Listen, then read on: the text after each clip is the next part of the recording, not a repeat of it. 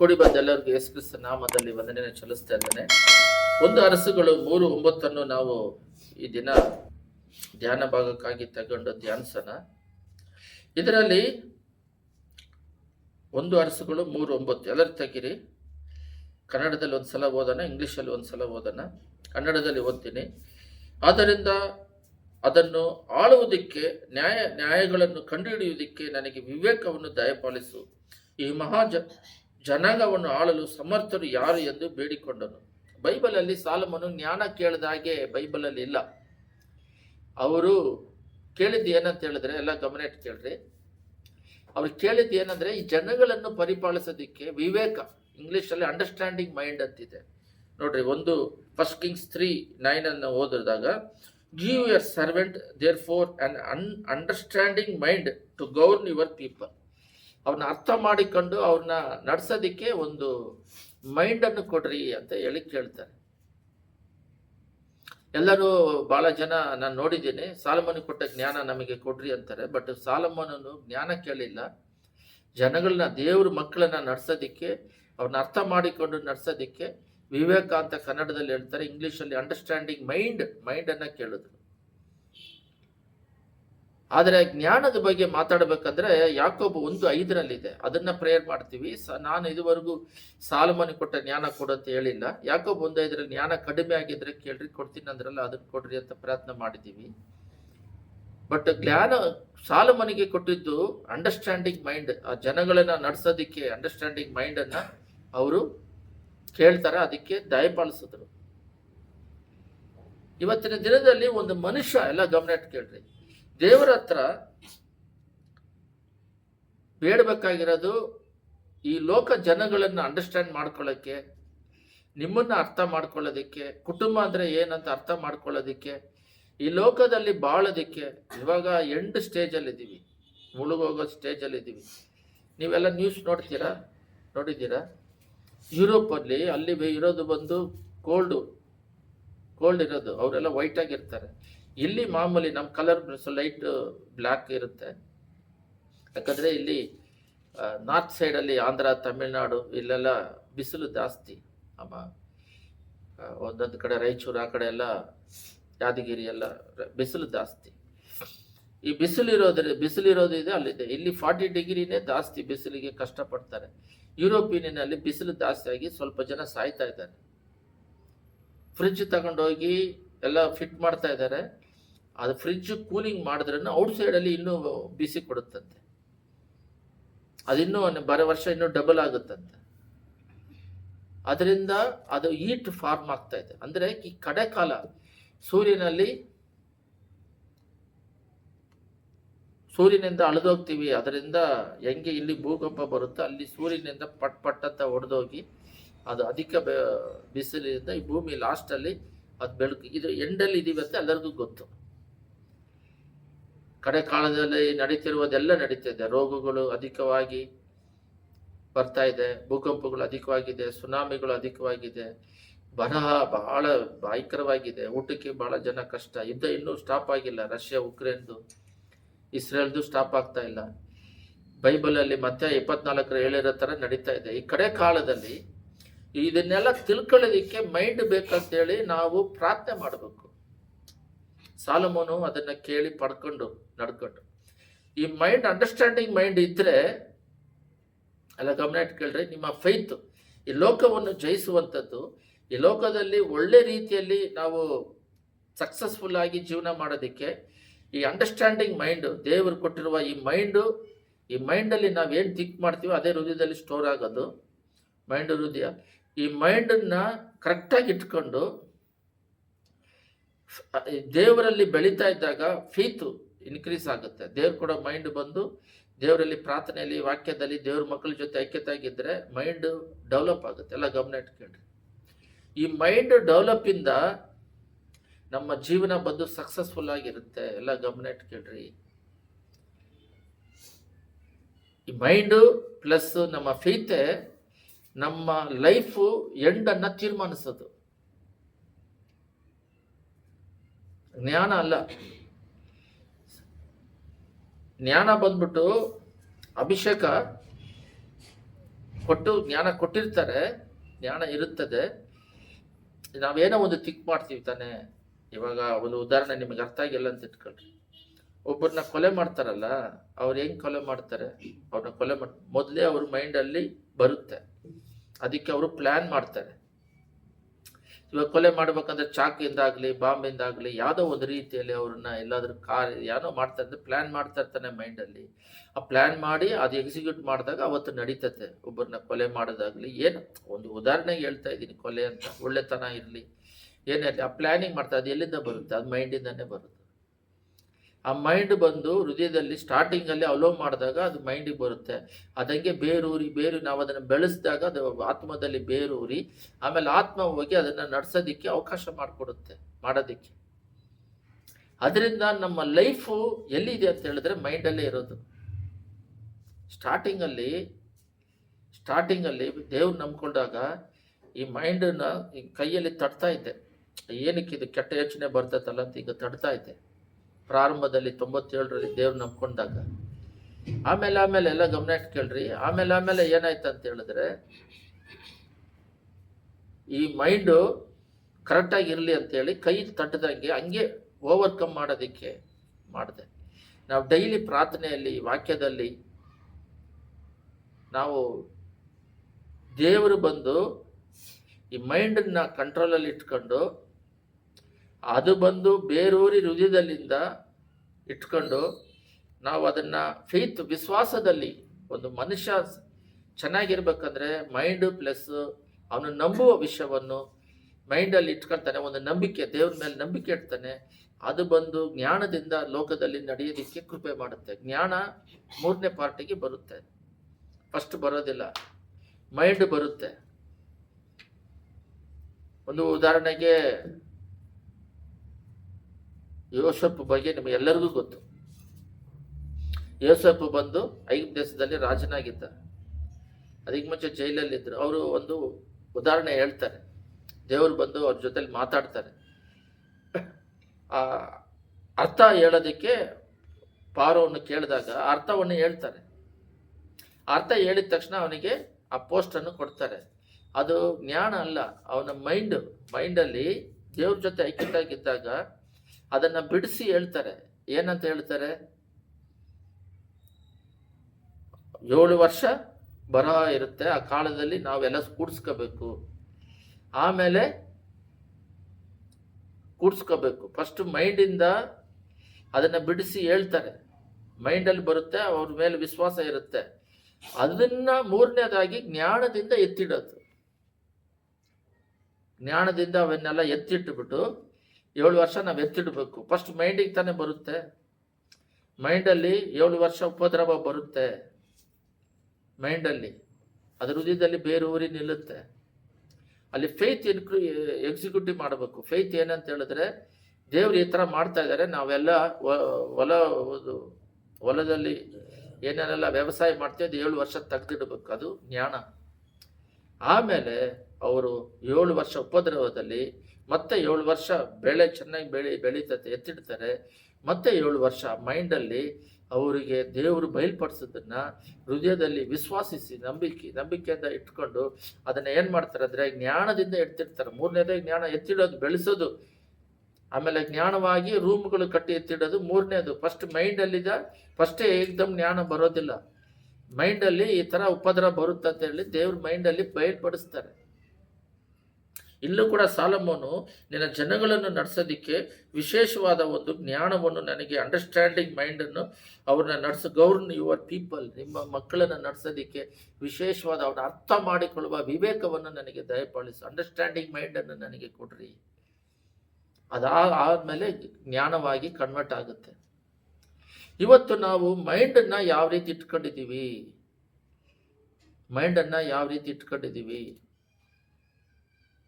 2 ಕೊರಿಂಥಿಯರ 10:5 ಬೇಕಾದ್ರೆ ತೆಗೆದು ನೋಡ್ರಿ. ಮೈಂಡನ್ನು ಯಾವ ರೀತಿ ಕಂಟ್ರೋಲಲ್ಲಿ ಇಡಬೇಕಂತೇಳಿ ಎಲ್ಲರೂ ತೆಗೀರಿ. ಮೈಂಡನ್ನು ಯಾವ ರೀತಿ ಕರ್ತನಿಗೆ ವಿಧೇಯರಾಗಿ ಅದನ್ನು ಕಂಟ್ರೋಲಲ್ಲಿ ಇಟ್ಕೋಬೇಕಂತೇಳಿ ಸ್ಪಷ್ಟವಾಗಿ ಅದರಲ್ಲಿ ದೇವರು ಕೊಟ್ಟಿದ್ದಾರೆ. ಅದರಲ್ಲಿ ನಾವು ಯೋಚನೆ ಮಾಡುವ ಪ್ರತಿಯೊಂದು ದೇವರಿಗೆ ವಿಧೇಯರಾಗಿರ್ಬೇಕಂತೆ. ಯಾರಿಗೆ? ದೇವರಿಗೆ ವಿಧೇಯರಾಗಿರ್ಬೇಕಂತೆ. ಅದರಿಂದ ನಾವೇನ್ ಮಾಡ್ಬೇಕಂತ ಹೇಳಿದ್ರೆ 2 ಕೊರಿಂಥಿಯ ತೆಗಿರಿ ಎಲ್ಲರೂ. 2 ಕೊರಿಂಥಿಯ 10:5 ತೆಗಿರಿ. ಅದರಲ್ಲಿ ವಿಶೇಷವಾದದ್ದು ಅದು ನಾವು ವಿತರ್ಕಗಳನ್ನು ನೋಡ್ರಿ, ಸೂಪರ್ ಆಗಿದೆ ಇದು. ಮೈಂಡ್ ಫಸ್ಟು ಜ್ಞಾನ ಅಲ್ಲ, ನಾವು ವಿತರ್ಕಗಳನ್ನು ದೇವ ಜ್ಞಾನವನ್ನು ವಿರೋಧಿಸಿ ಏರಿಸಲ್ಪಟ್ಟಿರುವ ಉನ್ನತವಾದ ಎಲ್ಲ ಕತ್ತಲುಗಳನ್ನು ಕೆಡವಿ ಹಾಕಿ ಎಲ್ಲ ಯೋಚನೆಗಳನ್ನು ನೋಡ್ರಿ, ಮೈನ್ ಯೋಚನೆ, ಮೈನ್ ಮೈಂಡ್. ಸಾಲಮೋನು ಕೇಳಿದಾಗೆ ನಾವು ಕೂಡ ಕೇಳಬೇಕು. ಈ ಲೋಕದಲ್ಲಿ ಈ ಜನಗಳನ್ನು, ಈ ಕುಟುಂಬ ನಡೆಸೋದಕ್ಕೆ, ಆಫೀಸ್ನ ಪ್ರಾರಂಭದಲ್ಲಿ ಒಂದು ಹೊಸದಾಗಿ ನೀವೇನೋ ಒಂದು ಬಿಸ್ನೆಸ್ಗೆ ಮಾಡ್ತೀರ, ನನ್ನ ಕೈಗೆ ಆಗಲ್ಲ ಅಂತಾರೆ. ಆಗಲ್ಲ ಅನ್ನೋದು ಯಾರಿಗೂ ಹೊಸದಾಗಿ ಎಲ್ಲ ಕಲಿಸ್ಕೊಡೋದಿಲ್ಲ, ಕಲ್ತಿರಲ್ಲ. ನಾವೇನು ಮಾಡಬೇಕು? ದೇವ್ರ ಸಹಾಯದಿಂದ ಮಾಡೋದಕ್ಕೆ ಪ್ರಯತ್ನ ಪಡಬೇಕು. ಅವಾಗ ದೇವರೇ ಇದು ಹೊಸದಾಗಿ ಎಲ್ಲ ಓದಿರ್ತಾರೆ, ಸಡನ್ನಾಗಿ ಡಾಕ್ಟ್ರು ಹೋಗಿ ಆಪ್ರೇಷನ್ ಮಾಡಬೇಕು, ಸಡನ್ನಾಗಿ ಹೋಗಿ ಕೆಲಸ ಮಾಡಿ ಓದಿರ್ತಾರೆ, ಅದು ಬಂದು ಪ್ರಾಕ್ಟಿಕಲ್ ಥಿಯರಿ ಮಾಡಬೇಕು. ಜಾಬಿಗೆ ಹೋದಾಗ ಹೊಸ ವಾತಾವರಣ, ಹೊಸದು ಬರಲ್ಲ ಅಂತೇಳಿ ಬಿಟ್ಬಿಟ್ರೆ, ಸ್ಟಾರ್ಟಿಂಗಲ್ಲಿ ಹೋಗಿ ಅದನ್ನೆಲ್ಲ ಫ್ರೆಶರ್ ಅಂತ ಹೇಳ್ತಾರೆ, ಅದನ್ನು ಹೋಗಿ ಕಲಿತಾದ್ಮೇಲೆ ಅವರಿಗೆ ಬರುತ್ತೆ. ಆವಾಗ ದೇವರ ಸಹಾಯ ಕೇಳಬೇಕು. ನಾನು ಹೇಳ್ತಿರೋದು ಉದಾಹರಣೆಯಾಗಿ. ಅದೇ ರೀತಿ ಪ್ರತಿಯೊಂದು ಜನಗಳ ಹತ್ರ ಮಾತಾಡೋದಕ್ಕೆ, ಓದೋದಿಕ್ಕೆ, ದೇವರೇ ನನಗೆ ಓದೋದಿಕ್ಕೆ ಸಹಾಯ ಕೊಡು, ಕುಟುಂಬವನ್ನು ಅರ್ಥ ಮಾಡ್ಕೊಳ್ಳೋದಿಕ್ಕೆ, ಕುಟುಂಬ ಎಲ್ಲಿಂದ ಬಂತು, ಯಾವ ರೀತಿ ಬಂತು, ಏನಕ್ಕೆ ಮಾಡಿದ್ರು, ಏನಕ್ಕೆ ಜೀವಿಸ್ತಾ ಇದ್ದೀವಿ ಗೊತ್ತಾ, ನಿಮಗೆ ಏನಕ್ಕೆ ಬಂದಿದ್ದೀವಿ ಅಂತ ಮೈಂಡಲ್ಲಿ ಇದನ್ನೇ ಯೋಚನೆಯಲ್ಲಿ ಇರಬೇಕು. ಪ್ರಾರಂಭದಲ್ಲಿ ನಾವು ಈ ಲೋಕಕ್ಕೆ ಬಂದಿದ್ದು ಏನಕ್ಕಂತ ಹೇಳಿದ್ರೆ, ಅಲ್ಲಿ ಲೂಸಿಫರ ದೇವದೂತ ಬಿದ್ದೋಗಿದ್ದಾನೆ. ಅಲ್ಲಿ ಆ ಬಿದ್ದೋದ ಮೇಲೆ ದೇವರಿಗೆ ವಿರೋಧವಾಗಿ ಎದ್ದಿರೋದ್ರಿಂದ ನಮ್ಮನ್ನ ಆ ಪ್ಲೇಸಲ್ಲಿ ಇಡೋದಿಕ್ಕೆ, ಬಿದ್ದೋಗಿರೋ ಪ್ಲೇಸ್ ಖಾಲಿ ಇರೋದ್ರಿಂದ ಈ ಲೋಕದಲ್ಲಿ ಹುಟ್ಟದಾಗಿಂದ ಸಾಯವರೆಗೂ ಒಂದು ಟ್ರೈನಿಂಗ್. ಸೈತಾನು ಪಾಪದಲ್ಲಿ ಬೆಳೆಸಿ ನರಕ ಕರ್ಕೊಂಡು ಹೋಗ್ತಾನೆ. ಫೇಲ್ ಆಗೋದು, ಫೇಲ್ ಆದರೆ ನರಕ, ಪಾಪಕ್ಕೆ ಗುಲಾಮರಾಗೋದು. ಅದನ್ನ ಜಯಿಸ್ಕೊಂಡೆ, ಪಾಪವನ್ನು ಜಯಿಸ್ಕೊಂಡೆ ದೇವ್ರನ್ನ ಮೆಚ್ಚಿಸಿ ತೃಪ್ತಿಯಾಗಿ ಜೀವಿಸ್ತಾ ಇದ್ರೆ ಪರಲೋಕ ರಾಜ್ಯ. ಈ ಪರಲೋಕ ರಾಜ್ಯ ಹೋಗೋದಕ್ಕೆ ಈ ಟ್ರೈನಿಂಗು. ಒಬ್ಬರು ಎಕ್ಸಾಮ್ ಬರೀತಾರೆ, 10th ಪಾಸ್ ಆಗ್ತಾರೆ, 12th ಪಾಸ್ ಆಗ್ತಾರೆ, MBA ಅಂತ ಏನೋ ಮಾಡಿ ಪಾಸ್ ಆಗ್ತಾರೆ, ಮತ್ತು ಅದಾದಮೇಲೆ PhD ಅಂತ ಮಾಡ್ತಾರೆ, ಡಾಕ್ಟರೇಟ್ ಅಂತ ಹೇಳ್ತಾರೆ. ಈ ರೀತಿ ಓದ್ಕೊಂಡು ಸ್ಟೆಪ್ ಬೈ ಸ್ಟೆಪ್ ಹೋಗ್ತಾರೆ. ಅದೇ ರೀತಿ ಸ್ಪಿರಿಚುವಲಲ್ಲಿ, ಈ ಲೋಕದ ಎಜುಕೇಶನ್ ಥರ ಸ್ಪಿರಿಚುವಲಲ್ಲಿ ಬೆಳೆದು ಪರಲೋಕ ರಾಜ್ಯಕ್ಕೆ ಹೋಗೋದಕ್ಕೆ ಒಂದು ತಿಳ್ಕೊಂಡ್ರೆ, ಇವತ್ತು ದೇವರು ಮಾತಾಡ್ತಿರೋದು ಮೈಂಡ್. ಆ ಮೈಂಡಲ್ಲಿ ನೀನೇನು ನಂಬ್ತೀಯ, ಬಿಲೀವ್ ಮಾಡ್ತೀಯ, ಆ ರೀತಿ ನಿನ್ನ ಜೀವನ ಇರುತ್ತೆ. ಒಬ್ಬ ಜೀವನ ಚೆನ್ನಾಗಿರುತ್ತೆ, ಒಂದು ಜೀವನ ಚೆನ್ನಾಗಿಲ್ಲ ಅಂದರೆ ಅದಕ್ಕೆ ಅರ್ಥ ಏನಂತ ಹೇಳಿದ್ರೆ, ಈ ಮೈಂಡಲ್ಲಿ ಅವರು ಏನನ್ನ ಯೋಚನೆ ಮಾಡ್ತಾರೋ ಅದ್ರ ಥರನೇ ಅವ್ರ ಲೈಫ್ ಇರುತ್ತೆ. ಆಗಲ್ಲ ಅಂದರೆ ಆಗಲ್ಲ. ದೇವ್ರ ಸಹಾಯದಿಂದ ಮಾಡೋಣ, ಅದು ಕೆಟ್ಟದಿಕ್ಕಲ್ಲ, ಒಳ್ಳೆ ಕಾರ್ಯಗಳನ್ನು ಮಾಡೋದಿಕ್ಕೆ ಯಾವಾಗಲೂ ಪರಿಶುದ್ಧಾತ್ಮನ ಸಹಾಯ ಮಾಡಿಕೊಂಡು ಮುಂದಕ್ಕೆ ಹೋಗ್ತಾ ಇರ್ತಾರೆ. ಪ್ರತಿ ಚಿಕ್ಕ ಮಗುಗೂ ಆಗಲಿ ಒಂದು ಹೋಮ್ವರ್ಕ್ ಕೊಟ್ಟಿರ್ತಾರೆ, ಬರೆಯೋಕ್ಕಾಗಲ್ಲ ಅಂದರೆ ಅದು ಹೆಂಗಂದ್ರೆ ಅದಕ್ಕೆ ಬರೆದು ಅಕ್ಷರಗಳ ಕೈ ಹಿಡಿದು ಎಲ್ಲ ಕಳಿಸ್ಕೊಡ್ತಾರೆ. ಅದು ಪ್ರಾಕ್ಟೀಸ್ ಮಾಡ್ಕೊಂತ ಬಂದಾಗ ಇರುತ್ತೆ. ಮನುಷ್ಯರ ಕೈಯಲ್ಲಿ ಆಗೋದಿಲ್ಲ, ಬಟ್ ದೇವ್ರ ಕೈಯಲ್ಲಿ ವಾಕ್ಯಗಳನ್ನು ಧ್ಯಾನಿಸಿ ವಿಶ್ವಾಸದಿಂದ ಹೆಂಗೆಲ್ಲ ಈ ಸಾಕ್ಷಿ ಬುಕ್ಕುಗಳನ್ನು ಜಾಸ್ತಿ ಜನ ಓದ್ತಾರೆ. ಈ ದೇವರ ಮಕ್ಕಳು ಮಿಷನರಿಗಳಾಗಿ ಬಂದು ಅಲ್ಲಲ್ಲಿ ಅಪೊಸ್ತಲರಾಗಿ ಹೆಂಗೆ ಸೇವೆ ಮಾಡಿ ಅವರೆಲ್ಲ ನಿಂತಿರುತ್ತೆ. ಆ ರೀತಿ ನಾವು ಧ್ಯಾನ ಮಾಡ್ಕೊಂಡು ಹೋದಾಗ ಇದು ನಿಲ್ಲುತ್ತೆ. ಒಬ್ಬೊಬ್ಬರ ಮೈಂಡ್ ಬಂದು ಎಲ್ಲ ಗಮನ ಇಟ್ಟು ಕೇಳ್ರಿ, ಯಾವಾಗಲೂ ಲೋಕದಲ್ಲೇ ಇರುತ್ತೆ. ಇವಾಗ ಏನಕ್ಕೆ ಈ ಮೈಂಡ್ ಬಗ್ಗೆ ಮಾತಾಡ್ತಿದೀವಿ ಅಂದರೆ, ಈ ಮೈಂಡನ್ನು ಟೋಟಲಿ ಒಂದು ಸೇವಕರು ಹೇಳಿದ್ರು, ನಾನು ಬಸ್ಸಲ್ಲಿ ಅಲ್ಲಿ ಇಲ್ಲಿ ಪ್ರಯಾಣ ಮಾಡಿದಾಗ ಯಾರ ಹತ್ರ ಅದ್ರ ಕುತ್ಕೊಂಡ್ರೆ ನೋಡ್ತಾ ಇರ್ತೀನಿ, ಯಾರೋ ಒಬ್ಬರು ಏನೋ ಒಂದು ಆ ಫೇಸ್ಬುಕ್ಕಲ್ಲೋ ಇನ್ಸ್ಟಾಗ್ರಾಮಲ್ಲೋ ಏನೋ ಒಂದು ಹಾಕಿ ಅಪ್ಲೋಡ್ ಮಾಡಿರ್ತಾರೆ. ಅವನು ಬಗ್ಗದು ಎದ್ದೇಳೋದು, ಅವನೇನೋ ಕೋತಿಚಷ್ಟೇ ಒಂದು ಹಸುವನ್ನು ಏನೋ ಒಂದು ಮಾಡಿರೋದು, ಅದನ್ನ ನೋಡ್ಕೊಂಡು ಇವರು ಅದನ್ನೇ ನೆನೆಸ್ಕೊಂಡು ಅದನ್ನೇ ಜೀವನ ಮಾಡ್ತಾ ಇದ್ದಾರೆ. ಅವನು ಯಾರೋ ಬಗ್ಗದು ಎದ್ದದು ನಮಗೆ ಯೂಸ್ ಆಗೋದಿಲ್ಲ. ನಮಗೆ ಈ ಲೋಕದಲ್ಲಿ ನಾವು ಸಿದ್ಧರಾಗಬೇಕು. ಪರಲೋಕ ರಾಜ್ಯಕ್ಕೆ. ಅದಕ್ಕೆ ಪಾಪವನ್ನು ಜಯಿಸಬೇಕು, ಕೊಟ್ಟಿರೋ ಜವಾಬ್ದಾರಿಯನ್ನು ಮಾಡಬೇಕು. ಇವಾಗ ಕೊಟ್ಟಿರೋ ಜವಾಬ್ದಾರಿ ಯಾರು ಮಾಡ್ತಾ ಇಲ್ಲ. ಕೇರ್ಲೆಸ್, ಉದಾಸೀನ, ಭಯ, ವೇದನೆ, ಕೋಪ, ಆವೇಶ, ಅಜ್ಞಾನ ಬಂದು ಫುಲ್ ತುಂಬಿದೆ. ಟೈಮಿಂಗ್ಸ್ನ ಮೇಂಟೈನ್ ಮಾಡೋರಿಲ್ಲ. ಸೋಂಬೇರಿತನಗಳು ಹೆಚ್ಚಾಗಿದೆ. ಮೈಂಡನ್ನ ಕರೆಕ್ಟ್ ಕಂಟ್ರೋಲಲ್ಲಿ ಇಟ್ಕೊಳ್ತಾ ಇಲ್ಲ. ಅಮೆರಿಕದಲ್ಲಿ ದೇಶ ಕ್ರಿಶ್ಚಿಯನ್ ಹೇಳ್ತಾರೆ, ಯಾಕಂದ್ರೆ ಅಧಿಕವಾಗಿ ಕ್ರಿಶ್ಚಿಯನ್ ಇರೋದ್ರಿಂದ ದೇಶ ಕ್ರಿಶ್ಚಿಯನ್ ಅಂತಾರೆ. ಮೈಂಡ್ ಬಗ್ಗೆ ಹೇಳ್ತೀನಿ. ಬಟ್ ಅಲ್ಲಿ ಬರುವ ಪ್ರೆಸಿಡೆಂಟ್ಗಳು ಕ್ರೈಸ್ತರೇ. ಬಟ್ ಅವ್ರೇನ್ ಮಾಡ್ತಾರೆ, ಬೈಬಲಿಗೆ ವಿರೋಧವಾಗಿ ಎಲ್ಲ ಗಮನ ಇಟ್ಕೊಳ್ರಿ, ಮೈಂಡನ್ನ ದೇವರಲ್ಲಿ ಇಟ್ಕೊಳ್ಳೋದಾಗೆ ಹೆಣ್ಣು ಮದುವೆ ಆಗೋದಕ್ಕೆ ಅಲೋ ಮಾಡ್ತಾರೆ. ಮಾಡದೇ ಇದ್ರೆ ಆಕ್ಷನ್ ತೆಗಿತಾರೆ. ಬೈಬಲಲ್ಲಿ ಇಲ್ಲ, ಅದನ್ನ ಫಾಲೋ ಮಾಡ್ಬೇಕಂತಲ್ಲ.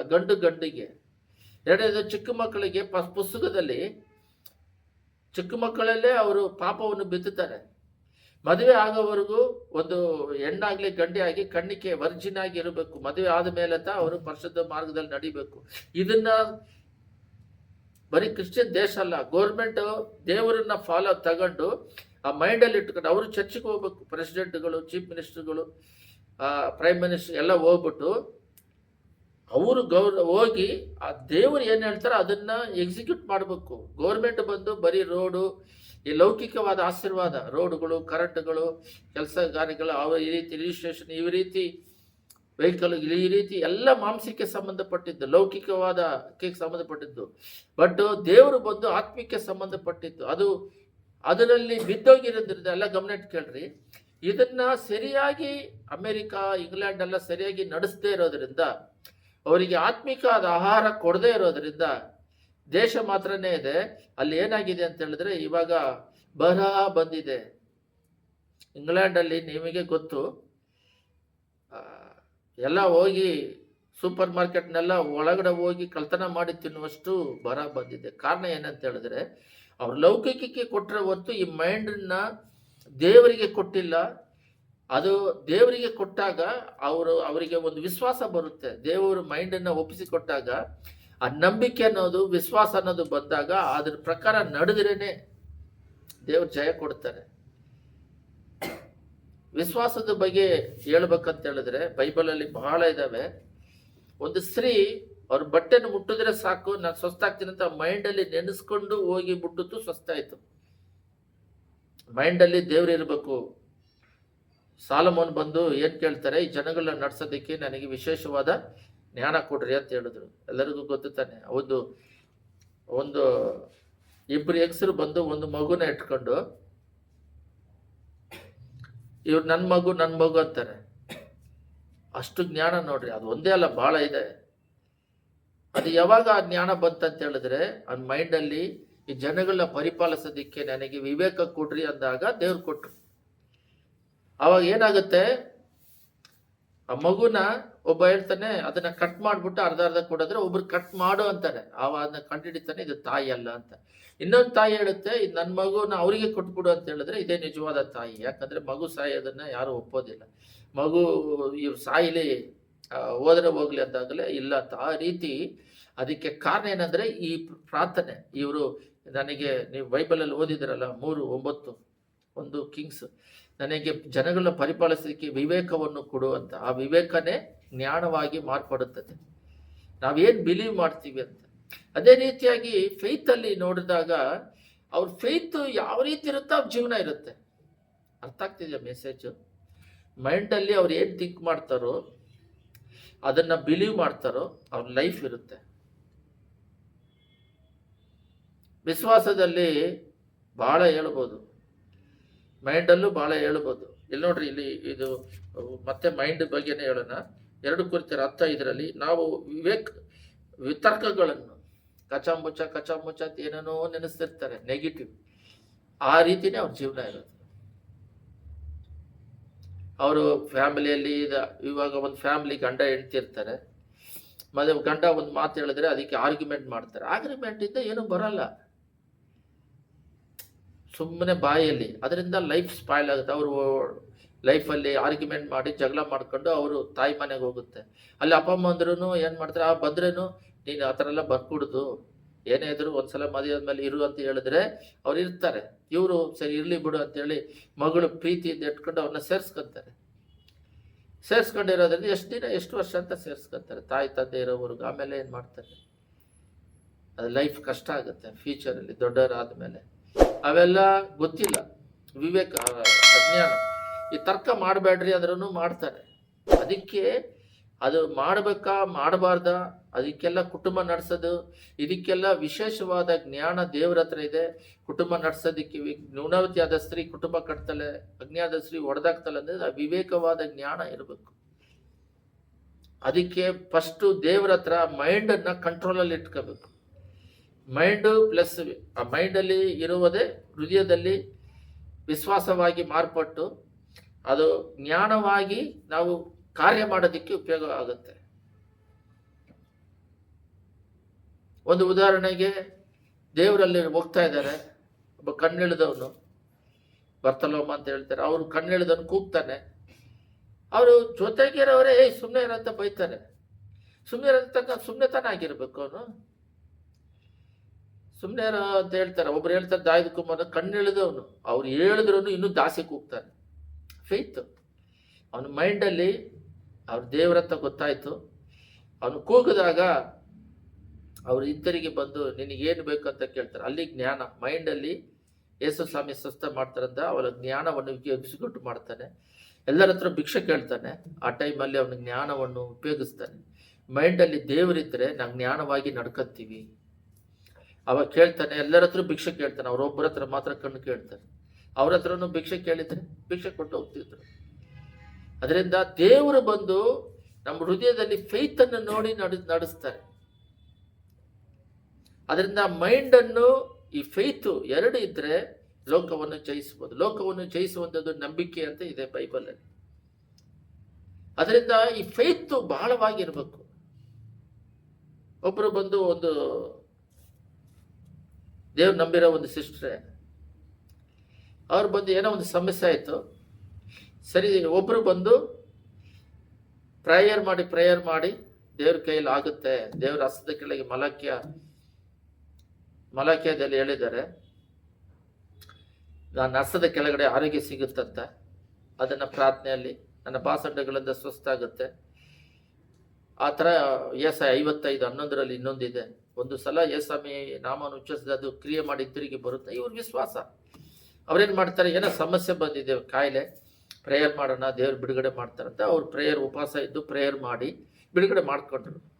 ಇನ್ನೊಬ್ಬರು ಬಂದು ಆ ಥರ ಸಮಸ್ಯೆ ಬಂದಾಗ ಸರಿ ನಾವು ಆಸ್ಪತ್ರೆಗೆ ಹೋಗೋಣ, ಅವ್ರ ಫೇತ್ ಅದು. ಒಂದ್ಸಲ ಅವರಿಬ್ಬರು ಮಾತಾಡ್ತಾ ಇರಬೇಕಾದ್ರೆ, ಇಲ್ಲ ದೇವ್ರ ಕೈಯಲ್ಲಿ ಡಾಕ್ಟ್ರು ಮಾಡ್ತಾರೆ ಅಂದರೆ, ಇಲ್ಲ ಡಾಕ್ಟ್ರು ಮಾಡ್ತಾರೆ. ಆ ಫೇತಲ್ಲಿರೋರು ಹೇಳ್ತಾ ಇದ್ದಾರೆ, ಒಂದ್ಸಲ ನಾನು ಗಮನಿಸಿದೆ, ಫೇತಲ್ಲಿರೋರು ದೇವ್ರ ಮೇಲೆ ಮಾಡ್ತಾರೆ ಅಂದರೆ ಮಾಡ್ತಾರೆ. ಅವರು ಬಂದು ಡಾಕ್ಟ್ರ್ ಹತ್ರ ಹೋದರೆ ಡಾಕ್ಟ್ರ್ ಮೂಲಕ ಪ್ರಾರ್ಥನೆ ಮಾಡಿ ಮಾತ್ರೆ ತಿಂದರೆ ಡಾಕ್ಟ್ರ್ ಅದು ನಡೀತದೆ. ಅವ್ರ ಫೈತು ಡಾಕ್ಟ್ರ್ ಮೂಲಕ ಹೋಗಿ ನಡೆಯೋದು, ಇವ್ರ ಫೈತು ಆಸ್ಪತ್ರೆಗೆ ಹೋಗ್ದಂಗೆ ಸ್ವಸ್ಥ ಮಾಡ್ತಾರೆ. ಅವ್ರು ಆ ಫೈತೆ ಅವ್ರ ಜೀವನವನ್ನು ನಡೆಸೋದು. ಅವ್ರು ಒಂದ್ಸಲ ಪ್ರಶ್ನೆ ಕೇಳಿದ್ರು, ಯಾಕೆ ಡಾಕ್ಟ್ರ್ ಮೂಲಕ ಬೈಬಲಲ್ಲಿ ಎಲ್ಲೈತೆ ಡಾಕ್ಟ್ರ್ ಮೂಲಕ ಹೋಗ್ಬಾರ್ದಂತ ಇದಿದಂತಂದ್ರೆ, ಅವರು ಒಂದು ಪ್ರಶ್ನೆ ಕೇಳಿದ್ರು, ಬೈಬಲಲ್ಲಿ ಇರೋದೇ ಫೈತು, ನಂಬಿಕೆನೇ ಲೋಕ ನಡೀತಾ ಇರೋದು. ದೇವ್ರ ಮೇಲೆ ಆಧಾರ ಪಟ್ಟವರು ಅವ್ರ ಫುಲ್ ಫೈತ್ ಜಾಸ್ತಿ. ಅವ್ರ ಜೀವನ ಆ ರೀತಿ ಇರುತ್ತೆ. ಆ ನಂಬಿಕೆನೇ ಅವರ ಜೀವನ ಅಡಿಪಾಯದಲ್ಲಿ ಇರುತ್ತದೆ. ಇವಾಗ ಅವರೊಂದು ಪ್ರಶ್ನೆ ಕೇಳಿದ್ರು ಫೇತಲ್ಲಿರೋರು, ಇವಾಗ ನಿಮಗೆ ಕಾಯಿಲೆ ಬಂದಿದೆ, ದೇವ್ರ ಕೈಯಲ್ಲಿ ಸ್ವಸ್ಥ ಮಾಡೋಕ್ಕಾಗುತ್ತಾ ಆಗಲ್ವಾ, ಇಷ್ಟು ಮಾತ್ರ ಹೇಳ್ರಿ ಅಂದರು. ಸತ್ತಿರೋರನ್ನೇ 4 ಜನ ಬಿಟ್ಟು ಇಬ್ಬರು ಸೃಷ್ಟಿ ಮಾಡಿರೋರೆ ಅವರು. ಮಣ್ಣನ್ನು ಸೃಷ್ಟಿ ಮಾಡಿ ಜೀವ ಓದಿದಾಗ ಆದನು. ಅವ್ರ ಕೈಲಿ ಆಗದೇ ಇರೋದು ಏನಿದೆ, ಅವ್ರು ದೇವರಲ್ಲ. ಅವ್ರ ಬಗ್ಗೆ ಹೇಳ್ಕೊಂಡು ಹೋದರೆ 6 ತಿಂಗಳಾದರೂ 1 ವರ್ಷ ಆದರೂ ಆಗೋದಿಲ್ಲ. ಅಷ್ಟು ಪವರ್ಫುಲ್ ಗಾಡ್ ಅವರು. ಅವರಿಗೆ ಅಷ್ಟು ಶಕ್ತಿ ಇದೆ. ಇವಾಗ ಒಬ್ಬರಿಗೆ ಈ ಸಮಸ್ಯೆನ ಸ್ವಸ್ಥ ಮಾಡೋಕ್ಕಾಗಲ್ಲ, ಸಮುದ್ರವನ್ನು ಎರಡಾಗಿ ಚೀಳಿಸಿದ್ರು, ಆಕಾಶದಿಂದ ಊಟ ಕೊಟ್ಟರು 40 ವರ್ಷ, ಬಟ್ಟೆಗಳು ಸೋದಾಗಿಲ್ಲ, ಚಪ್ಪಲಿ, ಆ ರೀತಿ ಎಲ್ಲ ದೊಡ್ಡ ದೇವರವರು. ಅಂತ ಅವ್ರ ಹತ್ರ ಹೋಗಿ ನಿಮ್ಮ ಕಾಯಿಲೆ ಸ್ವಸ್ಥ ಮಾಡೋಕ್ಕಾಗುತ್ತಾ ಇಲ್ವಾ ಅಂತ ಹೇಳಿದ್ರೆ, ಅವರು ಅಲ್ಲಿಗೆ ಯೋಚನೆ ಮಾಡಿ ಇರ್ತಾರೆ. ಆಗಲ್ಲ ಅಂತ ಹೇಳಿದ್ರೆ ಅವರು ಕಳಿಸ್ತಾರೆ. ಬಟ್ ಫೈತ್ ಮೇಲೆ ಡಿಪೆಂಡ್ ಆಗುತ್ತೆ ಅಂದರು ಅಷ್ಟೇ.